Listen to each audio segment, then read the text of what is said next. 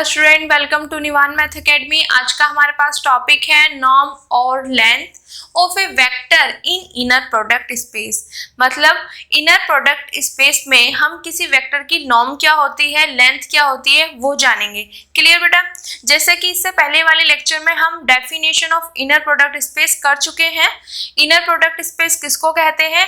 जब हमारे पास vector space में इनर प्रोडक्ट डिफाइंड हो जाए तो उस स्पेस को हम बोल देते हैं इनर प्रोडक्ट स्पेस। और इनर प्रोडक्ट हमारे पास क्या होता है? एक फंक्शन होता है। कहाँ से बेटा? v क्रॉस v से फील्ड तक। ठीक है, अगर ये फंक्शन जो होता है हमारे पास, इनर प्रोडक्ट जो फंक्शन होता है हमारे पास, ठीक है, ये इनर प्रोडक्ट जो फंक्शन होता है, अगर ये तीन कंडीशन सेटिस्फाई कर जाता है तो ये इनर प्रोडक्ट हो जाता है। तो ये फंक्शन तीन कंडीशन कौन कौन सी होती है? सबसे पहले हमारे पास होती है कॉन्जुगेट सिमेट्री प्रॉपर्टी। सेकंड हमारे पास होती है लीनियरिटी प्रॉपर्टी और थर्ड हमारे पास होती है नॉन नेगेटिविटी प्रॉपर्टी। ये तीन प्रॉपर्टी अगर कोई भी फंक्शन यहाँ से यहाँ तक सेटिस्फाई कर देता है तो ये फंक्शन मेरे पास क्या हो जाता है? Inner product. क्लियर? और यही इनर प्रोडक्ट अगर वेक्टर स्पेस पर डिफाइंड हो जाए तो उसी को बोल देते हैं हम इनर प्रोडक्ट स्पेस। अब इसी इनर प्रोडक्ट स्पेस पर बेटा हम कोई वेक्टर लेंगे, उस वेक्टर की नॉर्म बोल दो या लेंथ, दोनों एक बात होगी, नॉर्म या लेंथ। ठीक है, नॉर्म का मतलब हो जाएगा लेंथ, बता रहे हम। अगर कहीं पे इस तरीके से लिखा हुआ है, ये यहाँ यहीं पे देख लो बेटा, नॉर्म ऑफ एक्स, तो ये जो है ये इस वेक्टर की लेंथ है। हम नॉर्म बोल रहे हैं पर इस वेक्टर की लेंथ, जो नॉर्म होती है वो लेंथ ही होती है। क्लियर बेटा? तो पहले तो माइंड में ये चीज सेट रखना। दूसरी चीज है, इससे पहले वाले लेक्चर में ही मैंने एक चीज बताई थी कि जो इनर प्रोडक्ट होती है वो मेरे पास स्केलर होती है, क्योंकि फील्ड से आती है, या तो ये कॉम्प्लेक्स होती है या रियल। क्लियर बेटा? अब इस डेफिनेशन को डिफाइन करने के लिए कि इनर प्रोडक्ट से मैं कोई वेक्टर लूँ, उसकी लेंथ कैसे बताऊँ, उसकी नॉर्म, मतलब लेंथ या नॉर्म दोनों में से एक भी बोल लेना, किस तरीके से डिफाइन करूँ इनर प्रोडक्ट स्पेस में, तो उसके लिए हम चलेंगे अपनी छोटी क्लास के कंसेप्ट पे। ठीक है, तो छोटी क्लास में जब हम वेक्टर की बात करते हैं, वेक्टर्स पढ़ के आए हैं, ठीक है, तो वहाँ पे हम देखते हैं तो वो उसी से रिलेट करके यहाँ पे बना दिया गया है। क्योंकि बेटा चीजें सेम होती हैं, स्पेस डिफरेंट हो जाता है तो उनका नाम भी अलग हो जाता है, सिर्फ ये डिफरेंस है, होता वही है। तो सबसे पहले हम देखेंगे कि वेक्टर्स में जब हम लेंथ की बात करते थे, पोजीशन की बात करते थे या लेंथ की, तो वो किस तरीके से निकालते थे, तो उसी से रिलेट करेंगे इसको। क्लियर बेटा? तो सबसे पहले मैंने यहाँ पे एक वेक्टर ले लिया, वेक्टर एक्स, वेक्टर वाई। तो वेक्टर एक्स किस तरीके से लिया? a1, इसी तरीके से लिखते थे ना वेक्टर में, a1 i cap plus a2 j cap plus a3 k cap. Similarly y vector ले लिया, इनको हम इस तरीके से भी रिप्रेजेंट करते थे। क्लियर?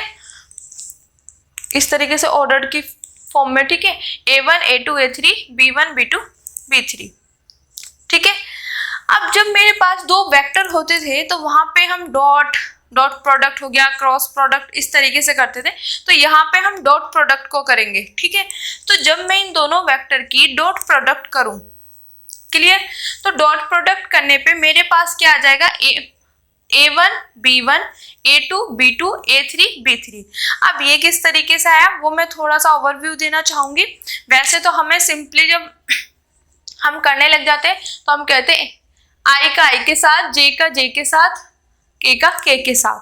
तो a1 b1 plus a2 b2 a3 b3, इस तरीके से। पर इसका लॉजिक क्या होता है बेटा? हमारे पास क्या होता है, सेम में जब i डॉट i कैप ये होता है तो इसकी वैल्यू होती है 1। सेम होते हैं तो इनकी वैल्यू मेरे पास 1 होती है, इस तरीके से। ठीक है, और जब डिफरेंट में हम डॉट प्रोडक्ट लेते हैं, जैसे i डॉट j कैप, तो इसकी वैल्यू होती है 0। तब देखो इसकी मैं करूंगी इससे डॉट प्रोडक्ट, तो a1 b1 हो जाएगा, i डॉट सेम है तो 1 आ जाएगा, तो यहाँ पे a1 b1। और इसी की अगर मैं इससे करती हूं तो a2 b2, यहाँ पे ध्यान देना, a2 b2, और यहाँ पे मेरे पास क्या, i कैप डॉट यहाँ पे हो जाएगा j कैप। पर ये जैसे ही डिफरेंट आते हैं आई डॉट जे, तो मेरे पास इनकी वैल्यू क्या होती है 0। तो क्या होता है, जब इस आई की मैं इस आई से करूंगी तो एज इट इज 1 आ जाएगा इसके अकॉर्डिंग।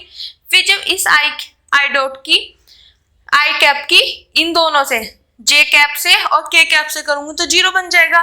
तो ये वाला फैक्टर हम लिखते ही नहीं, क्योंकि 0 बन जाएगा तो वो छोड़ देते हैं। सिमिलरली फिर इसकी करूंगी तो जे से जे कैप वाला रह जाएगा और सब 0 बन जाएंगे। सिमिलरली के कैप की करूंगी तो ये दोनों 0 बन जाएंगे, सिर्फ के कैप वाला रह जाएगा।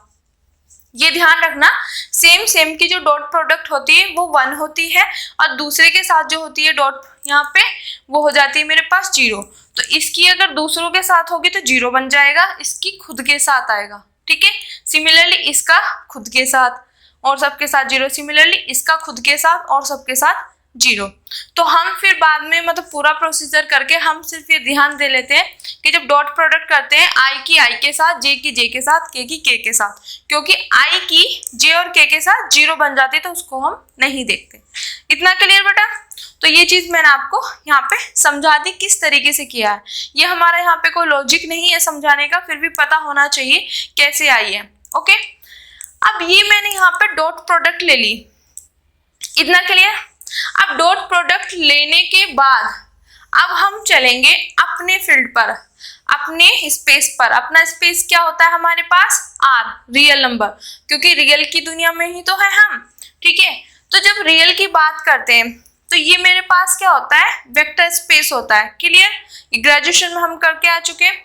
तो सिर्फ मैं ये चीज नॉलेज के लिए बता रही हूँ कि मुझे ये डेफिनेशन डिफाइन करनी है, ठीक है। तो ये मेरे पास वेक्टर स्पेस है। इस वेक्टर स्पेस पर मेरे पास जो स्टैंडर्ड इनर प्रोडक्ट डिफाइंड होगी वो इस तरीके से होती है। अपने उस पर देखो ये है, तो इसमें वेक्टर अगर मैं इससे लूं x और y, मैंने 2 वेक्टर लिए इससे, इस वेक्टर स्पेस से, तो किस तरीके के आएंगे बेटा? ये क्या होता है इसका मतलब? इसका मतलब होता है ordered of n tuple of real numbers. देखो रियल नंबर की बात चल रही है, ऑर्डर्ड होंगे और कितने टपल होंगे? n। तो ऑर्डर्ड ऑफ n टपल, ठीक है, ordered of n tuple of real numbers. तो हमारे पास इस तरीके से लिखे जाते हैं। ये इस तरीके के जो ये स्पेस होता है ना हमारे पास, इस तरीके का वेक्टर स्पेस, अपना स्पेस जो होता है, इसमें जो n टपल्स का ऑर्डर लिखा जाता है वो इस तरीके से लिखा जाता है। क्लियर? तो इससे मैंने 2 वेक्टर ले लिए।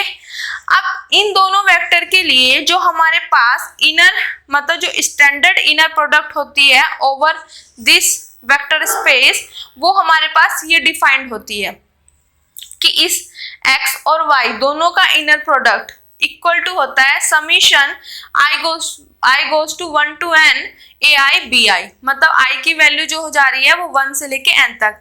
या हम कैसे लिख सकते हैं इसको? i की वैल्यू 1 पुट करो, a1 b1 समीशन है तो प्लस हो जाएगा a2 b2 सो ऑन करके an bn। क्लियर बेटा? इतना समझ आया? इसमें घबराने वाली कोई बात नहीं है। सिंपल क्या किया गया है, जो मैंने यहाँ पे डॉट प्रोडक्ट ली है ना वेक्टर की, उसको मैं थोड़ा सा इनर प्रोडक्ट में लेके जा रही हूँ। मैं देख रही हूँ कि जो डॉट प्रोडक्ट यहाँ पे है वो हमारे पास इनर प्रोडक्ट में किस तरीके से रिलेट कर रहा है। क्लियर बेटा? तो मैंने और किसी फील्ड पे बात ना करके अपने स्पेस पे बात की। अपना स्पेस मीन्स रियल पे। ओके, तो यहाँ पे जो मैंने रियल लिया, रियल वेक्टर जो स्पेस लिया है वेक्टर स्पेस, वो लिया है ordered of n tuple of real numbers. ठीक है, तो जो ऑर्डर्ड ऑफ एन टपल होते हैं वो इस तरीके से हम डिनोट करते हैं। तो ये x और y इसके अंदर से आ रहे हैं 2 वेक्टर, तो वो इसकी शक्ल जैसे ही तो होंगे, तो एन टपल्स की। ठीक है बेटा, इतना क्लियर?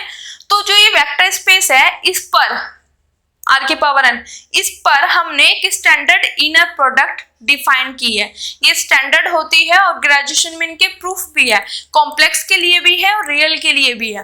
ठीक है, तो कॉम्प्लेक्स से मैं थोड़ा सा रिलेट नहीं कर पाती, अपनी स्पेस की बात कर रहे हैं, क्योंकि वहां पे ना कॉन्जुगेट वाला पोर्शन आ जाता है, वो जब मैं कराऊंगी तब आपको अच्छे समझ आएगा, उसमें नहीं जाते हैं, अदरवाइज कंफ्यूज हो जाएंगे। ठीक है, तो हम अपने स्पेस पर चलते हैं। यहाँ पे हमारे पास कंफ्यूजन का कोई मतलब नहीं होता।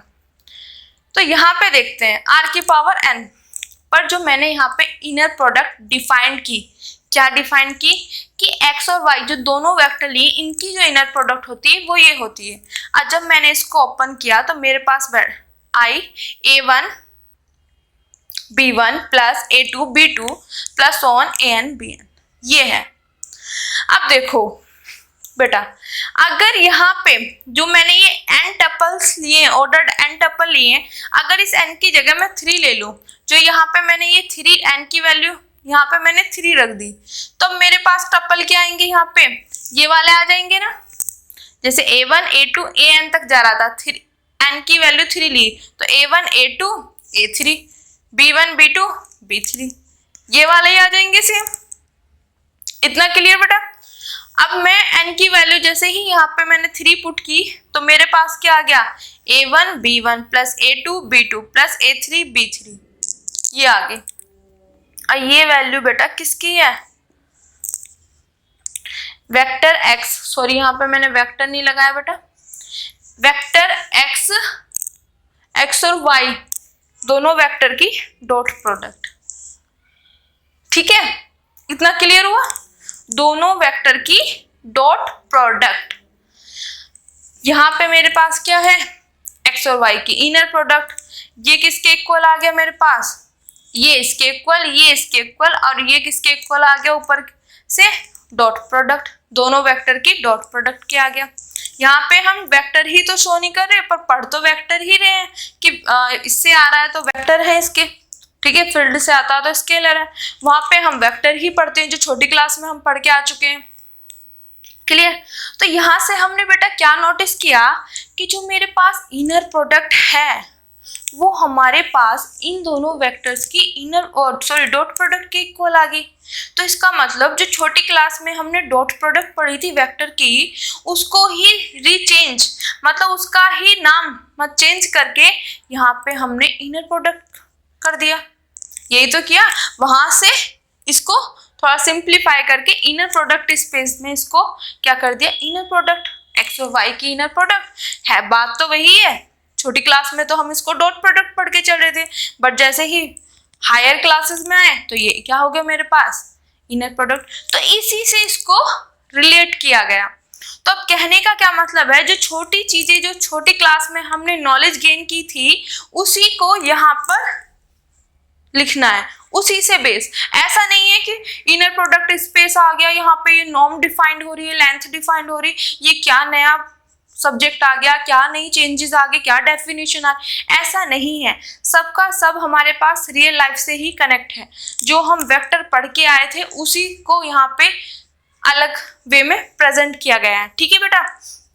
तो यहाँ से हमने एक चीज सीख ली कि जब हम अपने स्पेस की बात कर रहे हैं तो हमारे पास ये कुछ इसी से मिलता जुलता है। यहाँ पे 3 टप्पल का था, ठीक है, यहाँ पे n टप्पल का है, तो इसी तरीके से है।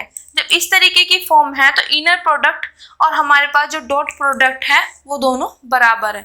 वहां पे वेक्टर में हम उसको डॉट प्रोडक्ट बोल रहे हैं, पर जैसे ही वेक्टर स्पेस में मतलब इनर इस वाले स्पेस में आए हम इसको इनर प्रोडक्ट बोल रहे हैं। बस नेम ही तो चेंज हो गया, वहां पे डॉट प्रोडक्ट, यहाँ पे इनर प्रोडक्ट। क्लियर बेटा। अब देखो जब ये दोनों बात सेम आ रही है तो जो मैं डॉट प्रोडक्ट मतलब इन वेक्टर्स के लिए जो मैं इनका मैग्नीट्यूड मतलब लेंथ निकालती थी, इनका यूनिट वेक्टर निकालती थी, तो सिमिलर यहाँ पे भी ऐसे ही होगा। ये चीज मेरा मेन टारगेट था। लेंथ और मतलब जो हमारे पास यूनिट वेक्टर आता था, लेंथ आती थी, वो भी उसी से होगी, क्योंकि जो काम हम डॉट प्रोडक्ट में करके आ चुके हैं उसका नया ही तो इसमें है इनर प्रोडक्ट में। तो इसी से हम रिलेट करेंगे इनर प्रोडक्ट में वेक्टर की लेंथ, क्योंकि हम यहाँ पर वेक्टर की लेंथ भी बताते थे और यूनिट वेक्टर भी बताते थे। अगर मैं इस एक्स वेक्टर की लेंथ की बात करूं तो मैं इस तरीके से लिखती, वेक्टर एक्स का मॉड में ही तो करते थे।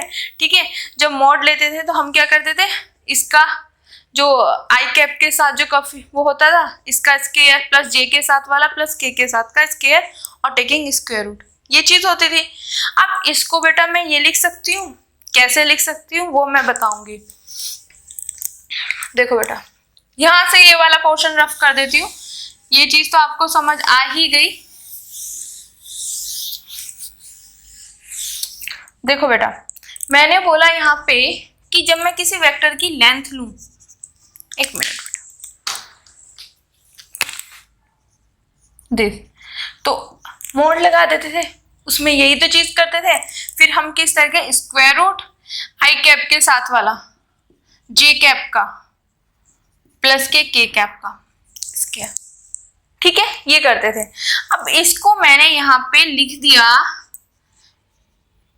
यहाँ पे क्या है, एक्स वेक्टर है ना, एक्स वेक्टर और एक्स वेक्टर, मतलब खुद का खुद से डॉट प्रोडक्ट लिख दिया। अब ये क्यों लिखा वो देखो, जब मैं डॉट प्रोडक्ट करूंगी इनकी, ठीक है, तो मेरे पास पहले ये वेक्टर लिख दूं, a1 आई कैप प्लस a2 जे कैप प्लस a3 के cap, okay. Dot product a1 similar वही है ना, खुद का खुद से आई कैप प्लस a2 जे कैप प्लस a3 के। अब जब हम डॉट प्रोडक्ट करते थे तो कैसे करते थे, आई का आई के साथ, जे का जे के साथ, के का के साथ। तो आई का आई के साथ सेम है, a1 का स्क्वायर जे का जे के साथ, a2 का स्क्वायर प्लस a3 का स्क्वायर। तो यही वैल्यू यहाँ पर है और ये किसके इक्वल है, इसके इक्वल। तो वही चीज मैंने यहाँ पे लिख दी। इतना क्लियर बेटा? अब ये पोर्शन तो मेरा हुआ क्लियर। अब मैं क्या बताने जा रही थी कि जो हम वेक्टर में पढ़ते थे कि लेंथ कैसे निकालते किसी वेक्टर की, तो वो हम इस तरीके से देखते थे, ठीक है। तो अब मैंने इसको इस तरीके से सॉल्व किया। अब बताओ बेटा, मैंने अभी तो बताया कि जो डॉट प्रोडक्ट हमारे पास वेक्टर में होती थी उसको हम इनर प्रोडक्ट में किससे कर देते हैं, इनर प्रोडक्ट, मतलब इनर प्रोडक्ट स्पेस की बात कर रहे हैं तो वहां पे इनर प्रोडक्ट में कर देते हैं, क्योंकि यहाँ पे हम दिखा चुके हैं dot product of this equal to है एक्स वाई की इनर प्रोडक्ट। तो इसकी जगह मैं लिख सकती हूँ इनर प्रोडक्ट का साइन, डॉट प्रोडक्ट है तो एक्स एक्स का, ठीक है।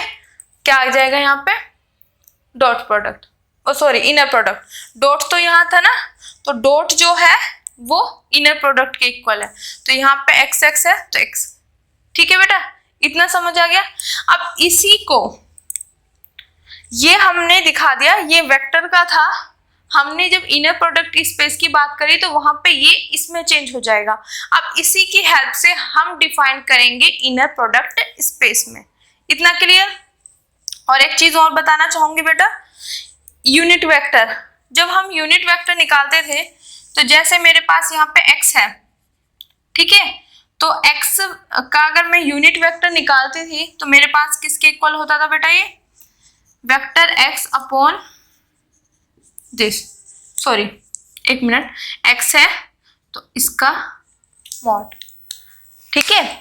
यूनिट इस वेक्टर का मेरे को यूनिट वेक्टर निकालना है, तो मैं कैसे निकालती थी, ये वेक्टर अपॉन में जो हमने ये मॉड वाले मतलब लेंथ निकाली है वो आ जाएगी, यहाँ पे इस वेक्टर की जो लेंथ है वो नीचे आ जाएगी।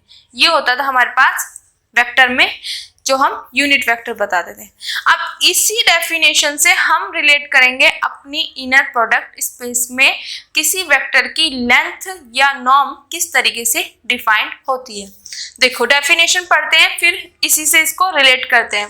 If V over F is an inner product space, अगर मेरे पास ये V over F मतलब V मेरे पास, ठीक है, वेक्टर का वो हो गया, F जो हो गया फील्ड हो गया, ये मेरे पास क्या है, इनर प्रोडक्ट स्पेस है। इनर प्रोडक्ट स्पेस है तो इसका मतलब क्या, ये जो है मेरे पास वेक्टर स्पेस है और इस पर हमने एक इनर प्रोडक्ट डिफाइन की है, तभी मेरे पास क्या आया है, इनर प्रोडक्ट स्पेस। और उसने तीन इनर प्रोडक्ट का मतलब तो समझ आ गया ना, वो तीनों कंडीशन ऑलरेडी वो फंक्शन सेटिस्फाई करके आया, ठीक है। ये चीज समझ आ गई, इनर प्रोडक्ट स्पेस है तो वेक्टर स्पेस होगा और इनर प्रोडक्ट इस पर डिफाइंड होगी। If x belongs to v, मतलब मैंने एक वेक्टर ले लिया x इससे v से, देन नॉर्म और length of vector x from v, तो यहाँ पे बोला गया है कि जो मैंने v से जो वेक्टर x लिया है उसकी जो नॉर्म है या लेंथ है उसको हम किससे डिनोट करते हैं, नॉर्म ऑफ x, जो कि हमने इतने सारे वीडियोस इतने सारे लेक्चर्स 2 यूनिट कंप्लीट भी कर चुके हैं, तो वो यही था, ठीक है। उसको किससे रिप्रेजेंट करते हैं, नॉर्म ऑफ एक्स से। एंड नॉर्म ऑफ एक्स किस तरीके से डिफाइंड होता है, इस तरीके से, या हम इसको लिखते हैं इस तरीके से। अब देखो इनर प्रोडक्ट स्पेस में हम किसी वेक्टर की लेंथ डिफाइन करें तो सबसे पहले हमने एक इनर प्रोडक्ट स्पेस लिया, फिर इनर प्रोडक्ट में वेक्टर की, तो वेक्टर की लेंथ बताने के लिए उस इनर प्रोडक्ट में हमने वहां से एक वेक्टर ले लिया वेक्टर। तो हमने बोला कि जो ये है हमारे पास इनर प्रोडक्ट स्पेस है, इससे जो मैंने वेक्टर लिया है उसकी जो नॉर्म या लेंथ हम किस तरीके से डिनोट करते हैं, नॉर्म ऑफ एक्स। क्यों, वो तो नॉर्म का हो गया, ठीक है, नॉर्म ऑफ एक्स से उसको करते हैं। जैसे यहाँ पे हम वेक्टर की दुनिया में थे तो हम जब इस वेक्टर की लेंथ करते तो यहाँ पे मोड लगाते थे। उसी तरीके से जब हम इनर प्रोडक्ट स्पेस की दुनिया में गए तो जब हम किसी वेक्टर की लेंथ की बात करेंगे तो वहां पे नॉर्म लगा देंगे। यहाँ पे मोड था, वहां पे नॉर्म कर दिया, सिर्फ इतना चेंजेस वहां पे हुआ। इतना क्लियर बेटा। अब देखो जब वेक्टर की दुनिया में थे हम तो हमारे पास जो वेक्टर की लेंथ थी वो किसके इक्वल, यहाँ पे देखना किसके इक्वल थी, इस तरीके से थी। और मैंने इसको बता दिया था कि ये ऐसे होती है, ठीक है, इससे रिलेट कर दिया ना कि ये जो डॉट प्रोडक्ट है ये इनर प्रोडक्ट के इक्वल होगी, ये दिखा दिया मैंने। तो यहां तक तो था, तो ये मेरे पास इसके इक्वल आ गया जब मैंने इसको सिंप्लीफाई किया। तो अब यहाँ पे जो हम वेक्टर की दुनिया में बात कर रहे थे, यहाँ पे लेंथ जो है इसके इक्वल आ रही थी, बट यहाँ पे हमने इस दुनिया में क्या मान लिया, लेंथ नॉर्म ऑफ एक्स। तो नॉर्म ऑफ एक्स तो ये किसके इक्वल हो जाएगी, इसके इक्वल। तो ये आ गई ऐसे। था यही डॉट प्रोडक्ट, वेक्टर की दुनिया में डॉट प्रोडक्ट था, ठीक है। पर जैसे ही हमने नॉर्म की इनर प्रोडक्ट स्पेस की दुनिया में एंट्री करा तो ये डॉट प्रोडक्ट हमारे पास इनर प्रोडक्ट के इक्वल हो गया। इतना क्लियर। तो जब मैं यहाँ से लेंथ, यहाँ पे लेंथ इस तरीके से डिनोट हो रही थी, जब मैं इनर प्रोडक्ट की दुनिया में गई तो मेरे पास लेंथ ऐसे थी, तो ये इसके इक्वल आ गया, क्योंकि यहाँ तक तो मेरे पास ये वेक्टर की दुनिया थी। पर ये जैसे ही एंट्री इसने की इनर प्रोडक्ट स्पेस की दुनिया में तो ये इनर प्रोडक्ट में चेंज हो गया, तो ये भी तो इनर प्रोडक्ट में चेंज होगा ना, कि उसकी दुनिया में इनर प्रोडक्ट स्पेस की दुनिया में चेंज होगा। तो इनर प्रोडक्ट स्पेस की दुनिया में किसी भी वेक्टर की लेंथ को हम इस तरीके से डिनोट करते हैं, तो इसकी जगह ये आ गया, ठीक है। तो यहां से इसको बनाया है, इस लेंथ की जगह ये लेंथ आ गई, इस डॉट प्रोडक्ट की जगह ये इनर प्रोडक्ट आ गई, जब हमने एंट्री की इनर प्रोडक्ट स्पेस की दुनिया में, वेक्टर से इनर प्रोडक्ट स्पेस की दुनिया में जब हमने एंट्री कर दी। इतना क्लियर बेटा। कहाँ से आया, कैसे आया, तो आपके माइंड में ये चीज सेट हो जानी चाहिए कि इनर प्रोडक्ट स्पेस में किसी भी वेक्टर की लेंथ या नॉर्म बोल दें, हम किस तरीके से डिफाइन करते हैं, norm of x.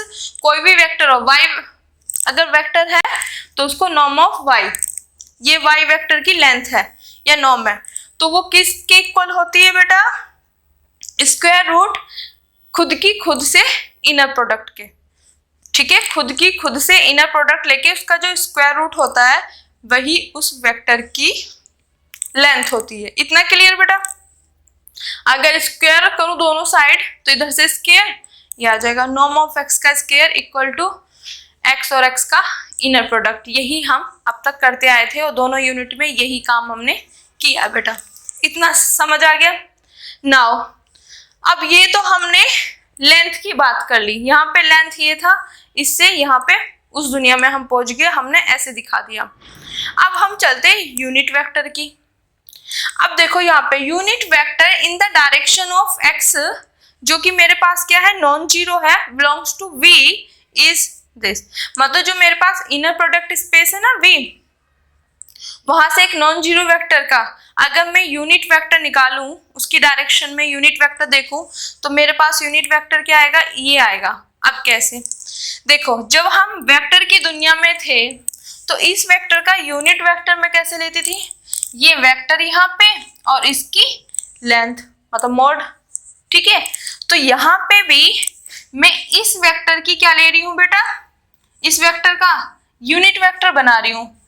Unit vector in the direction of x, x की डायरेक्शन में यूनिट वेक्टर लिख रही हूँ तो कैसे आएगा, यहाँ पे एक्स कैप है तो यहाँ पे भी ये तो सेम है, बट यहाँ पे ये एक्स वेक्टर लिखा जाता था पर यहाँ पे हमारे पास सिंपली एक्स लिखा जाएगा जो एक्स वेक्टर ले रहे हैं हम, ठीक है। और यहाँ पे जो आती थी वो अपॉन में आती थी लेंथ, इस वेक्टर की लेंथ, बट हमारे पास इस वेक्टर की लेंथ क्या है, नॉर्म ऑफ एक्स, तो इस दुनिया में ये है, ठीक है। बात सेम है किसी भी वेक्टर की, जो हम किसी वेक्टर का यूनिट वेक्टर लेते थे तो वो वेक्टर और अपॉन में उसकी लेंथ, यहाँ पे जब इनर प्रोडक्ट की स्पेस की दुनिया में गए तो उस वेक्टर का यूनिट वेक्टर, ठीक है, इक्वल टू वो वेक्टर एज इट इज और उसकी लेंथ जो यहाँ पे नॉर्म ऑफ एक्स। क्लियर बेटा, इतना समझ आ गया। तो यही मेन बेसिक था हमारे पास जो कि हमने छोटी क्लास में वेक्टर में पढ़ा हुआ था। वेक्टर, वहाँ पे वेक्टर की दुनिया थी और यहाँ पे हम आगे इनर प्रोडक्ट स्पेस की दुनिया में, तो उसको सिर्फ चेंज कर दिया कि वहाँ पे लेंथ को उससे डिनोट करते थे वेक्टर की, यहाँ पे वेक्टर की लेंथ को इससे डिनोट करते हैं और इसको हम नॉर्म भी बोलते हैं क्योंकि ये हमें पता है कि ये जो साइन होता है वो नॉर्म का होता है। क्लियर बेटा, ये साइन तो नॉर्म भी बोल देते हैं, ठीक है। तो आज से माइंड में ये चीज सेट करना कि इनर प्रोडक्ट स्पेस में जब हम नॉर्म की बात करते हैं, norm of x, norm of y, तो वो लेंथ को डिनोट करता है, वो एक लेंथ है। किसकी लेंथ है, उस वेक्टर की लेंथ है। जैसे norm of y, y vector की लेंथ है, norm of z, z vector की लेंथ है। तो आगे से ये चीज ध्यान रखना, ठीक है। तो दोनों वीडियो में एक एक चीज निकली है, जो इनर प्रोडक्ट होता है वो मेरे पास स्केलर होता है, उसकी वैल्यू कॉम्प्लेक्स या रियल दोनों में से एक हो सकती है। यहाँ पे हमने नॉर्म डिफाइन की है तो वो क्या होती है, किसी वेक्टर की लेंथ होती है, जिस वेक्टर की नॉर्म कर रहे हैं ना उस वेक्टर की क्या होती है, लेंथ होती है। और किस तरीके से डिफाइन की जाती है, वो इक्वल टू होती है स्क्वायर रूट और उसका, जिसकी नॉर्म निकाल रहे हैं ना उसका खुद से इनर प्रोडक्ट, ठीक है। जैसे यहाँ पे नॉर्म ऑफ एक्स है तो एक्स का एक्स से इनर प्रोडक्ट और उसका स्क्वायर रूट।